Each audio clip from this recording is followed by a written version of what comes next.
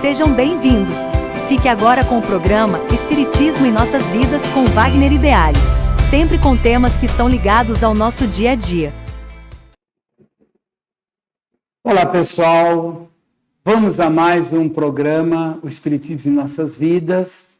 Hoje nós vamos falar sobre o tema, o que seria as 3 revelações. Porque muito se fala dentro no meio espírita sobre essas revelações, Moisés, Jesus e Kardec. Então, vamos conversar um pouquinho sobre o que seriam essas 3 revelações. Qual é o fundamento delas dentro do contexto espírita, que é o que nós conversamos aqui todas as semanas.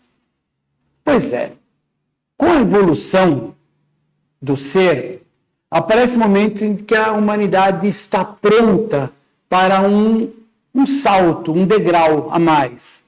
Isso tem acontecido desde o começo dos tempos, em todos os meios, seja ele filosófico, científico, social e, por que não, religioso. A humanidade evolui, os valores evoluem, o contexto da vida evolui. Pois é, lá na época de Moisés, nós tínhamos uma sociedade panteísta, uma sociedade que acreditava em deuses. Então você tinha Deus para isso, para aquilo outro, deuses para tudo. E porque a humanidade ainda não estava preparada suficiente em termos de evolução para entender que a humanidade ela é dirigida por um único Deus, não a humanidade. Todo o universo é dirigido por um único Deus. Só que isso não era possível lá atrás. Estamos falando de 5.000 anos atrás, e vamos lá para trás. A percepção das pessoas é que tudo aquilo que fugia um pouco ao seu entendimento, ela já classificava aquilo como algo divino, algo especial, e assim foi. A chegada de Moisés ali no Oriente Médio, na região de o que é hoje Israel, ele vem com uma proposta de que Deus é um só. De acordo com os textos antigos, Deus aparece para Moisés. Hoje, no meio espírita, nós, não digo que questionamos, mas analisa-se se de repente quem aparece para Moisés não seria provavelmente um espírito de muita evolução, um espírito de uma hierarquia extraordinária, e vem trazer o que para nós? O Decálogo. E o que é ele? Os 10 mandamentos? Mas o que são esses 10 mandamentos? São as leis de justiça.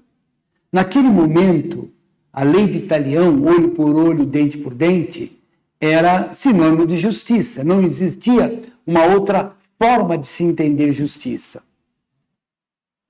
Naquele momento, Moisés chega para um povo, vamos dizer assim, sedento de uma nova forma de encarar a vida, o contexto da divindade, e ele vem com a proposta que existe um único Deus. Dos povos daquela época, o povo que estava mais preparado para receber essa informação era o povo judeu. Era um povo que tinha já naquela época noções de um Deus único. E Moisés vem trazer, então, como dissemos, as leis de justiça. Bom, essas leis perduram até os dias de hoje. Se você for em qualquer ambiente público onde se manipula a justiça, fórum, congresso, Câmara de Deputados, esses locais, todos vão trabalhar as suas leis, suas estruturas de formação da sociedade em cima das leis de Moisés, em cima das leis de justiça proposta por Moisés. Um espírito de altíssima envergadura, sem dúvida nenhuma, o grande libertador de Israel, merece de nós todo respeito, porque o trabalho dele foi magnífico e o primeiro. E nós continuamos nesse processo de evolução, continuamos nessa marcha. As leis de justiça apresentadas por Moisés, válidas até os dias de hoje, continuam perfeitas. Só que agora, com a evolução da humanidade, nós precisamos de uma outra revelação. Precisamos de um outro ensino, levar a vida para um outro patamar. Nos chega o Mestre Jesus. O Mestre Jesus vem com o que nós chamaríamos de as leis máximas do amor. A justiça agora, aquela justiça ensinada por Moisés, ela acrescenta a lei do amor, que foi e continua sendo a maior de todas as leis que a humanidade poderia ter. Nós podemos assinar um monte de documentos, armistícios, e isso, aquilo, outro, pode-se fazer de tudo. Se não existir amor, não vai para lugar nenhum. Quem disse isso foi Paulo. Eu posso falar a línguas dos anjos. Se eu não tiver caridade, eu nada sou. Caridade aí é o amor. O amor, então, que Jesus nos traz, através do Evangelho, é ao ato da sublimação da justiça. Ele vai para um outro patamar do perdão. Jesus vai trazer para nós agora, para aquele povo sofrido em cima de leis, até um certo ponto até cruéis muitas vezes, ele vem trazer um bálsamo com a lei do amor. E era aquilo que, naquele momento, a humanidade precisava. Ali, numa cidade no interior de Israel, começa a propagar aquilo que depois vem a ser chamado a Boa Nova. Eu já tinha, naquela época, as leis de Moisés, de respeito a Deus, de respeito ao próximo e tudo mais. Só que Jesus vem dar um outro passo maior, que até hoje é difícil de as pessoas assimilarem e aceitarem de verdade, que é a lei do amor. Perdoar, amar, a paciência, que é uma parte da lei do amor, a tolerância e uma infinidade de sentimentos que eu preciso desenvolver para viver a lei do amor que nos traz o Mestre Jesus. Moisés e Jesus completa-se ali uma estrutura de ligação com Deus espetacular. Porque de um lado eu tenho a justiça, do outro eu tenho o amor. Estou resumindo o Evangelho na sua mais importante,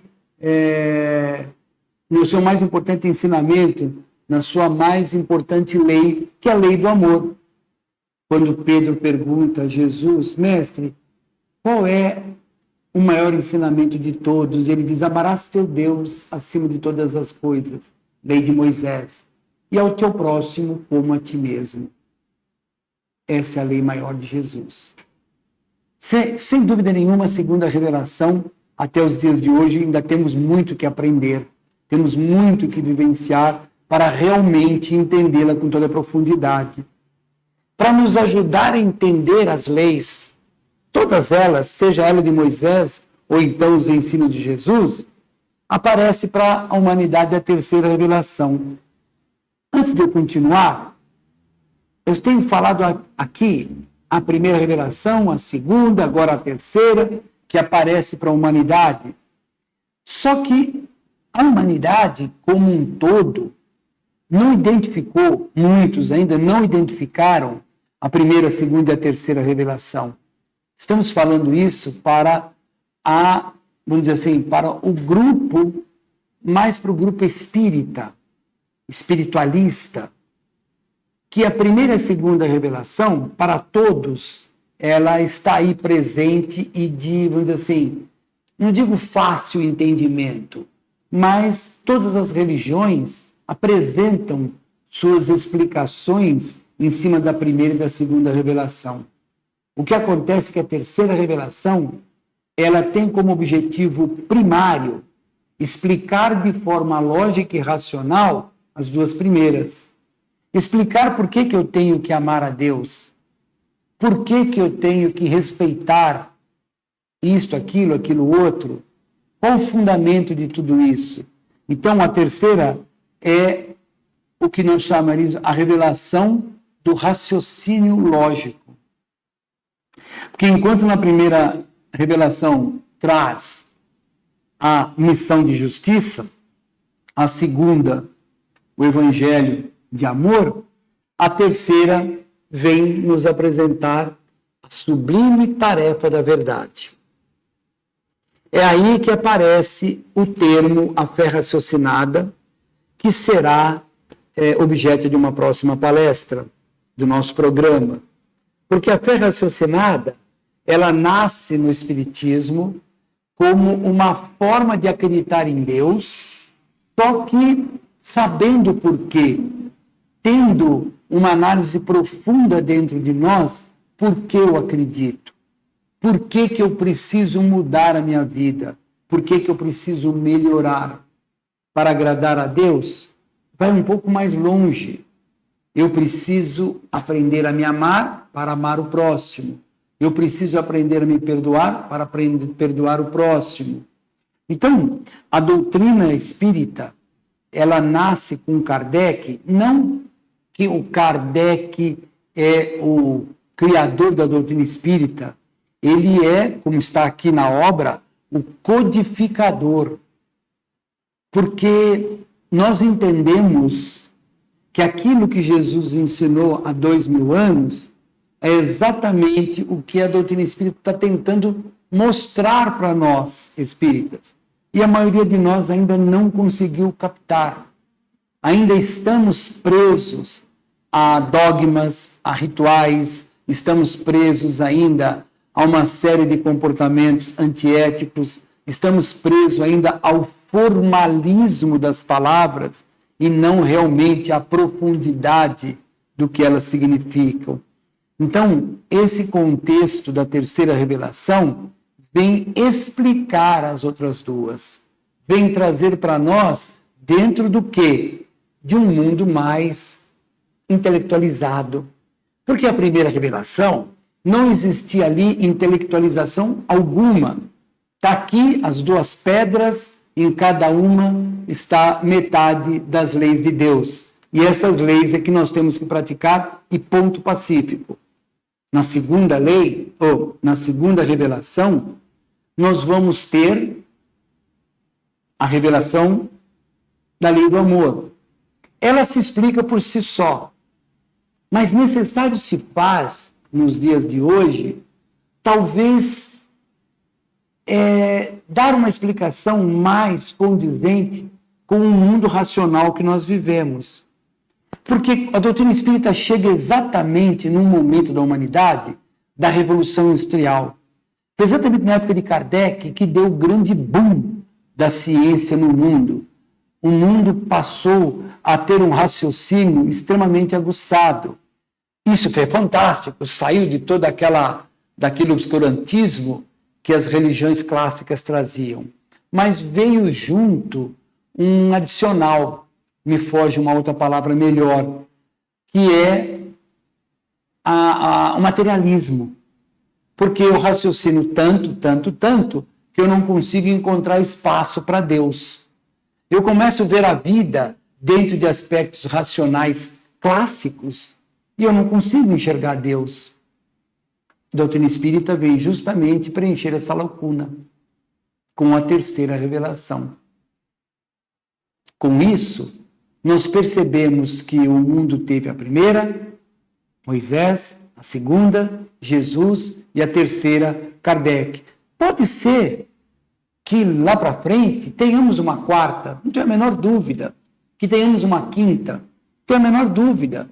Vai ser realmente revelações. Imagine que se na época de Moisés, se você fosse falar sobre mediunidade. Tanto que o próprio Moisés disse, não consultai os espíritos. Não consultai os mortos. E o Chico tem uma frase que ele diz assim, o Moisés podia proibir as pessoas de falar com os mortos, mas eu quero ver ele proibir os mortos de falar com as pessoas. Uma brincadeira bastante importante, porque é uma realidade. Por isso que não dava para, na época de Moisés, falar sobre mediunidade, sobre planetas habitados, sobre reencarnação. Quem vivia naquela época, não tinha essa condição. Na época de Jesus, quando ele disse, em verdade vos digo, para veres o reino de Deus terás de nascer de novo. E Nicodemos fala, mas como? Eu vou entrar no ventre da minha mãe? E ele diz, tu és, esqueci o nome da palavra lá, de Israel, né? Você é um rabino de Israel, um doutor em Israel, e você não sabe, não entendeu? Então, veja como é difícil. É agora, terceira revelação, é que a coisa começou a andar. E vamos estudar Kardec. Vamos estudar o Pentateuco Espírita, as 5 obras básicas, complementada com uma infinidade de obras fantásticas, e todas, tanto a primeira quanto a segunda revelação, vai a cada dia ficando mais claro para nós. E melhor ainda, quando colocarmos tudo isso em prática dentro de nós, para ir de dentro para fora um novo ser, um novo espírito encarnado, um filho de Deus em evolução. É isso aí, pessoal. Por hoje é só, e na próxima semana continuaremos com o nosso programa O Espiritismo em Nossas Vidas.